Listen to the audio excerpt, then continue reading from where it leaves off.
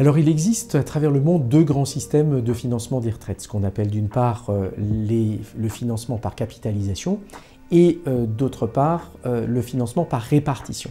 Financement par capitalisation, les personnes qui sont en activité professionnelle, eh bien, elles épargnent certaines sommes d'argent et puis ensuite arrivées à la retraite, eh bien, cette somme d'argent va leur permettre d'assurer leur retraite.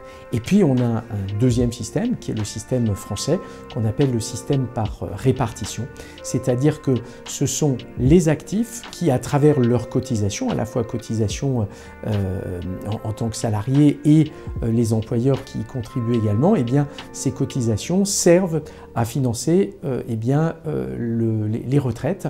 Il faut savoir que ce qui est très caractéristique d'un système par répartition, c'est la part entre les actifs et les retraités.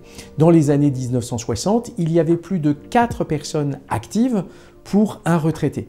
Les choses ont beaucoup évolué. Au moment où on se parle, eh bien, ce chiffre est de 1,7, c'est-à-dire qu'il y a 1,7 personnes qui travaillent pour un retraité.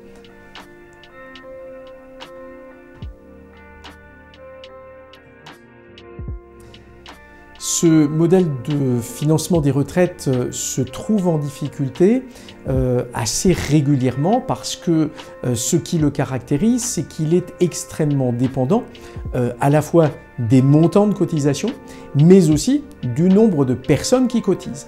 Et donc on se retrouve dans une situation où dans les années 1960, plus de 4 actifs finançaient la retraite d'un retraité. Aujourd'hui, c'est 1,7 actifs qui financent eh bien, la retraite d'un retraité.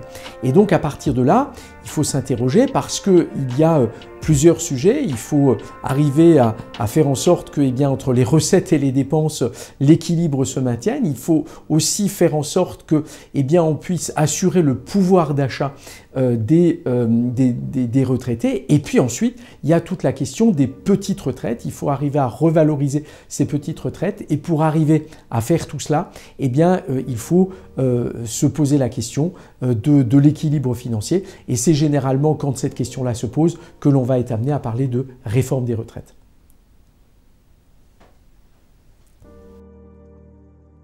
Alors, une réforme des retraites, on se rend compte qu'au fil du temps, eh bien, il est généralement nécessaire de procéder à des évolutions du système, tout simplement parce que la démographie des actifs, la démographie des retraités, eh bien, elle évolue et donc il faut arriver à prendre en compte ces différents facteurs et c'est généralement la raison pour laquelle, évidemment, on est amené à devoir procéder à une réforme.